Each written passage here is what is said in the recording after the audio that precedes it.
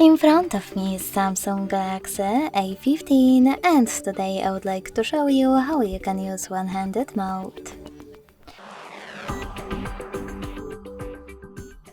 Begin by opening settings and scrolling down to access advanced features. Then click on one-handed mode and tap on this switcher at the top to activate it. Following that, click on one of those options to decide which one will be the best one to reduce the display size with. Gesture or a button. Wherever you decided, follow all of the instructions below your choice.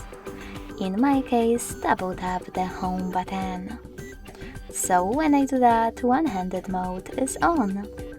If you wish to go back, click on this blurry area.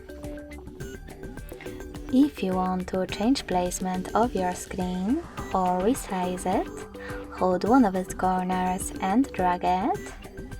Hold this line at the top and drag it as well. Or just click on this icon on the left or right corner. Now tap on blurry area to go back as well.